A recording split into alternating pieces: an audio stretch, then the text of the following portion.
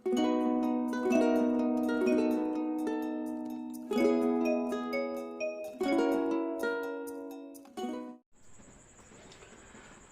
विद्यार्थियों, कैसे हैं आप लोग। आपका अपने इस YouTube चैनल में बहुत बहुत स्वागत और अभिनंदन करता हूं। आज हम बहुपद के दूसरे वीडियो के साथ आपके समक्ष उपलब्ध हैं, उपस्थित हुए हैं। और आज हम लोग NCERT बुक की बहुपद के पहले चैप्टर को यानी 2.1 को हल करेंगे। तो आज हम देखते हैं कि हमारे पास क्वेश्चन क्या है। निम्नलिखित व्यंजकों में कौन कौन से एक चर में बहुपद है। निम्नलिखित व्यंजकों में कौन कौन से एक चर में बहुपद हैं और क्यों हैं, कारण सहित हमें बताने हैं। अब एक चर में बहुपद का मतलब होता है कि एक चर का मतलब होता है कि जो भी व्यंजक होगा, बहुपद होगा, उसमें एक तरह की चर होगी, एक वैरायटी होगी। या तो XX ही होगा, या तो YY ही होगा, या तो ZZ ही होगा, या तो AA ही होगा, या तो BB ही होगा। उसमें जो चर प्रयुक्त होंगे वो एक तरह के होंगे, तो वह होंगे एक चर में बहुपद। और बहुपद के लिए हमको परिभाषित कर चुके हैं कि वो व्यंजक बहुपद कहलाएंगे जिनमें प्रयुक्त प्रत्येक चर की घात धन पूर्णांक होगा, वही हमारे बहुपद कहलाएंगे। तो पिछली वीडियो में हम इसकी चर्चा कर चुके हैं। आइए बिना विलंब किए हम इन क्वेश्चंस को हल करते हैं। तो देखते क्या हैं हम लोग कि पहला क्वेश्चन है, यहाँ पर देखिए x² है, यहाँ पर x है, यानी दो चर प्रयुक्त हुए हैं। तो इसमें इसकी घात 2 है और इसकी घात कितनी है, 1 है। इसकी घात 2 है और इसकी घात 1 है, और ये दोनों घात धन पूर्णांक हैं। ये दोनों की दोनों संख्याएं धन पूर्णांक हैं, इसलिए ये हमारा एक बहुपद है। दूसरी चीज जांच करते हैं कि क्या ये इसमें एक तरह का चर है। तो हाँ, इसमें x और x एक तरह के ही चर का प्रयुक्त किया गया है, इसलिए हम कहेंगे कि यह जो क्वेश्चन है आपका एक चर में बहुपद है। एक चर में बहुपद है। दूसरे क्वेश्चन की बात करते हैं।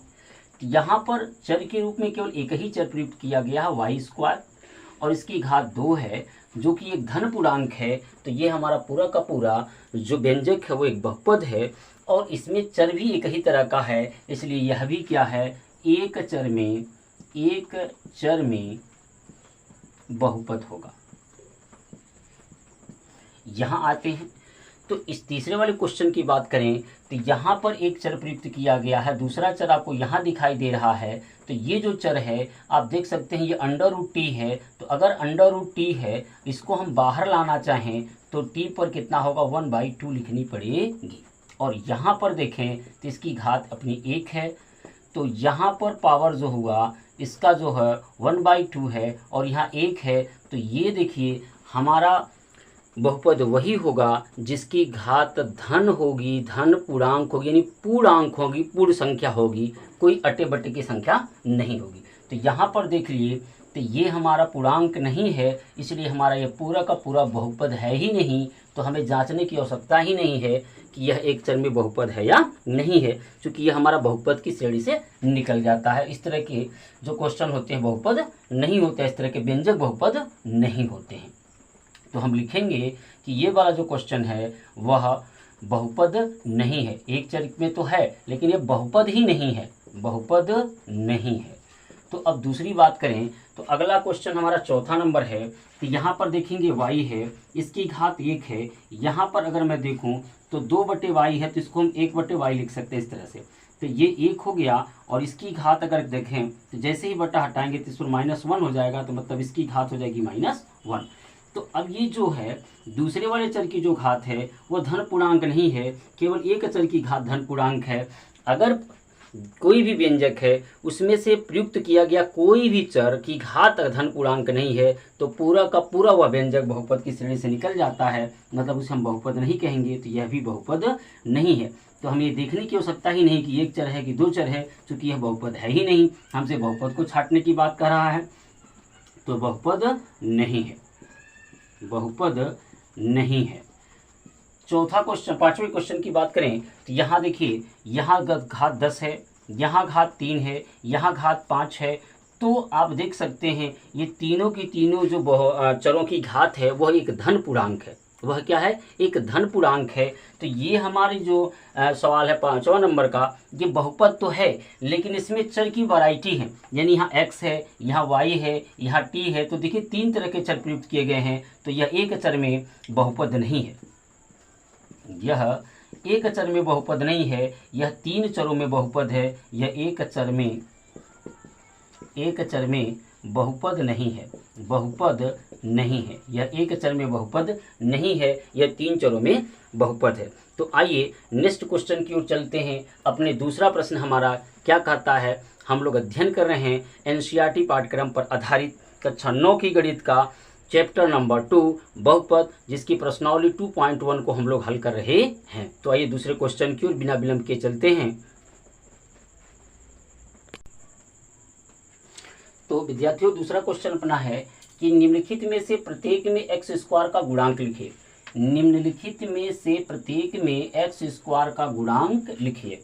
हमारा जो नेक्स्ट क्वेश्चन है वह कह रहा है कि हमें एक्स स्क्वायर के गुणांक लिखने। तो गुणांक क्या होते हैं, पहले उसे मैं आपको समझाता हूँ कि जो गुणांक होता है, जैसे मान लीजिए मैंने लिख दिया 2x square plus 5x square plus 20, ऐसे मैंने कुछ एक व्यंजक लिख दिया जो कि एक बहुपद है। आप देख सकते हैं इसकी भी घात 2 है, और सॉरी इसकी घात 2 है और इसकी घात कितनी है, 1 है। तो आप देख सकते हैं कि दोनों की घात धन पूर्णांक है, इसलिए एक बहुपद है ये। तो अब गुणांक क्या होता है, अगर मैं पूछूं भाई यहाँ पर देखो इसकी घात 2 है तो ये हो गया एक्स स्क्वायर, तो इसका गुणांक कौन है, ये 2 है। अगर मैं पूछूं भाई 2 का गुणांक कौन है, तो एक्स स्क्वायर। ऐसे ही मैं पूछूं x का गुणांक कौन है, तो ये 5 गुणा कर रहा है इसमें। और मैं पूछूं 5 का गुणांक कौन है, तो x है। तो मतलब गुणांक का मतलब होता है कि जिस संख्या का गुणांक पूछा जाता है उस संख्या में कौन सी संख्या गुणा कर रही है वही उसका गुणांक होता है। तो हमसे क्या पूछा गया है, हमसे ये कहा जा रहा है कि बताइए कि निम्नलिखित में से प्रत्येक में एक्स स्क्वायर का गुणांक लिखिए। तो अब देखें यहाँ पर, तो हमारा एक्स स्क्वायर यहाँ पर उपस्थित है, एक्स पर स्क्वायर, तो यहाँ एक्स स्क्वायर का जो गुणांक हो जाएगा, चूंकि एक्स स्क्वायर के पास कोई संख्या नहीं लिखी हुई है, तो मतलब प्रत्येक संख्या के गुणांक 1 होता है। कोई भी संख्या हो उसका गुणांक 1 होता है, तो यहाँ पर कोई संख्या नहीं है, मतलब इसका गुणांक कितना हो जाएगा, 1। इस क्वेश्चन में हमें तो यहाँ पर देखेंगे कि एक्स स्क्वायर का जो गुणांक होगा, एक्स स्क्वायर का जो गुणांक होगा, तो यहाँ पर आप देख सकते हैं यहाँ एक्स स्क्वायर है, तो यहाँ पर कोई संख्या नहीं है तो 1 होगी, लेकिन इसका चिन्ह है माइनस, तो इसका हो गया -1। यहाँ तीसरे क्वेश्चन में देखिए, यहाँ पर एक्स स्क्वायर है, तो यहाँ पर एक्स स्क्वायर का जो गुणांक होगा, एक्स स्क्वायर का जो गुणांक होगा वो हो जाएगा π/2। यहाँ पर हो जाएगा एक्स स्क्वायर गुणांक क्या, π/2। यहाँ लास्ट वाला जो क्वेश्चन है, चौथा नंबर है, इसमें आप देखेंगे कि यहाँ पर जो है आपका एक्स स्क्वायर उपस्थित ही नहीं है। तो मान के चलिए जहाँ पर एक्स स्क्वायर उपस्थित ही नहीं है तो उसका गुणांक भी कुछ नहीं होगा। तो मतलब इस वाले में एक्स स्क्वायर जो उपस्थित नहीं है, यानी इस व्यंजक में एक्स स्क्वायर उपस्थित नहीं है, इसलिए यहाँ पर एक्स स्क्वायर का गुणांक क्या होगा, कुछ नहीं होगा। मतलब कुछ नहीं होने का मतलब क्या होगा, 0 होगा। तो इस तरह से हम लोगों ने दूसरे क्वेश्चन को हल किया। आइए अब तीसरे क्वेश्चन की ओर चलते हैं।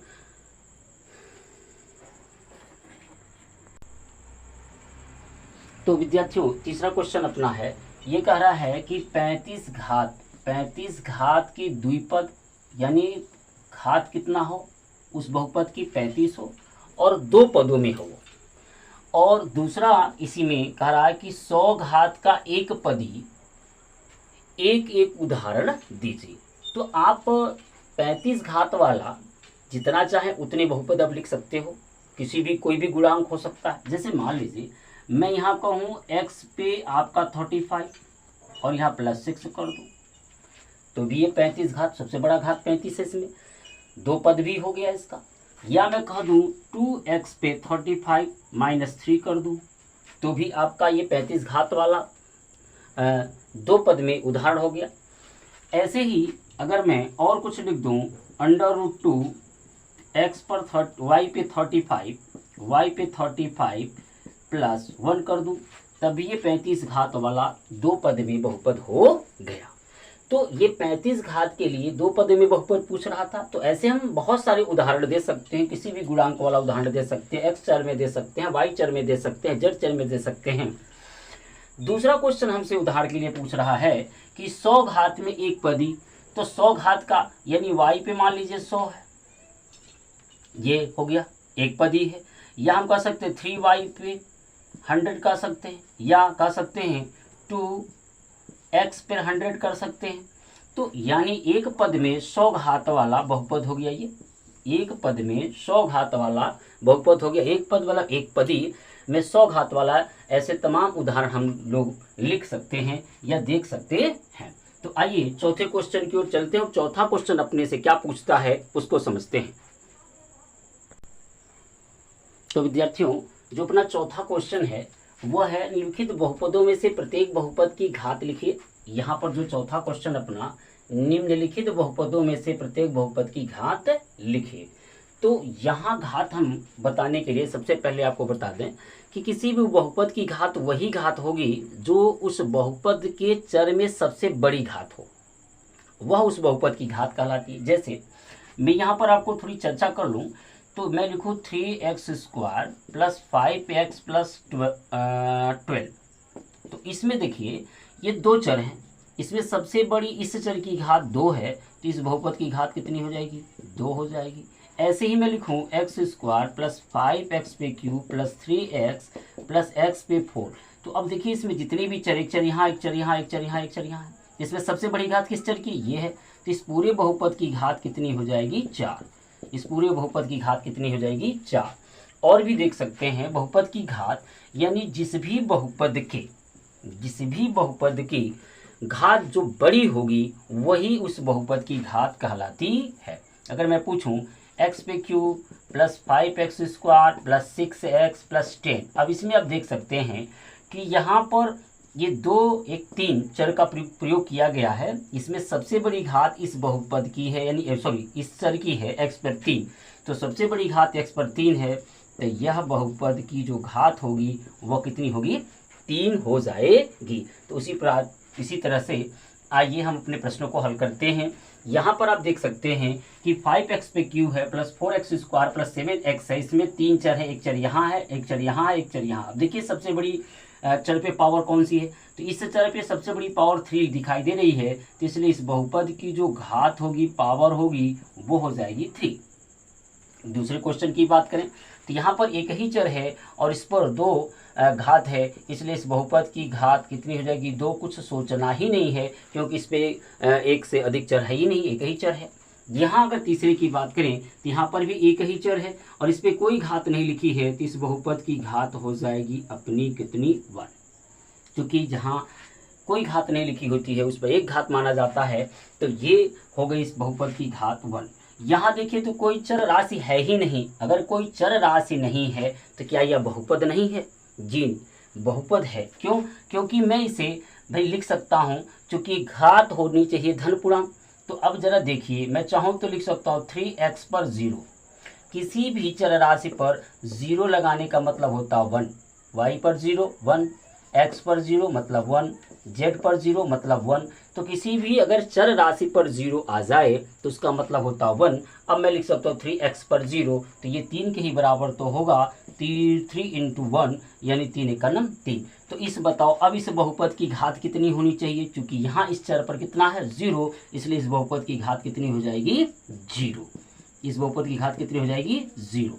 अगर आपको ये चीज़ नहीं समझ में आई हो तो एक बार और मैं समझा देना चाहता हूँ कि अगर किसी चर राशि पे 0 घात है तो उसका मान मतलब होता है 1, उसका मतलब होता है 1। तो अगर कोई संख्या दे रखी है और उनसे कहा जाए क्या यह बहुपद है या उसकी घात बतानी हो, तो हम कर क्या सकते हैं उसकी घात बताने के लिए कि अगर मान लीजिए यहाँ 5 दिया है, हम पूछा जाए भाई इस बहुपद की घात बताओ क्या यह बहुपद है, या पूछा जाए बहुपद की घात बताओ, या कहा जाए भाई बताओ यह बहुपद है कि नहीं, तो कह सकते हैं बहुपद है। कैसे? जैसे 5 है, मैं x पर 0 लिख कर सकता हूँ, या कर सकता हूँ 5 y पर 0 लिख सकता हूँ। और आपको अभी भी मैंने बताया कि किसी चर पर 0 का मतलब 1, किसी चर पर 0 का मतलब 1। तो अब इसकी घात बता सकते हैं आप कितनी हो गई? 0। इसकी घात बता सकते कितनी हो गई? 0। तो इसी तरह से आपकी 3 की जो घात हो गई वो कितनी हो गई? 0। तो आइए नेक्स्ट और लास्ट क्वेश्चन अपना बच्चा है 5वां 2 प्रश्नावली 2.1 का, उसको हल करते हैं, सॉल्व करते हैं। तो विद्यार्थियों अपनी प्रश्नावली 2.1 यानी 2.1 का लास्ट और 5वां क्वेश्चन एनसीईआरटी बुक की है। यहाँ पर आप देखिए कह रहा है कि बहुपद में कौन कौन बहुपद रैखिक है, रैखिक बहुपद हमने पिछले वाले वीडियो में बताया है। कौन कौन से द्विघात हैं और कौन कौन से त्रिघात हैं। तो बहुपद का वर्गीकरण करते समय हमने सीखा था कि रैखिक बहुपद क्या होते हैं। ऐसे बहुपद जिनकी घात 1 हो उसे रैखिक बहुपद कहेंगे। ऐसे बहुपद जिनकी घात 2 हो उसे द्विघात बहुपद कहेंगे। और ऐसे बहुपद जिनकी घात 3 हो उसे त्रिघात बहुपद कहेंगे। अर्थात जिन बहुपदों की सबसे बड़ी घात केवल 1 होगी उन्हें रैखिक कहेंगे। जिन बहुपदों की सबसे बड़ी घात 2 होगी उन्हें द्विघात बहुपद कहेंगे। और जिन बहुपदों की सबसे बड़ी घात 3 होगी उसे त्रिघात बहुपद कहेंगे। तो आइए क्वेश्चन को हल करते हैं। यहाँ पर देखिए, यहाँ पर एक बहुपद है x² + x है, तो इसमें सबसे बड़ी घात कौन सी है? 2 है। तो इसमें सबसे बड़ी घात 2 है, इसलिए ये क्या है? द्विघात बहुपद। द्विघात बहुपद।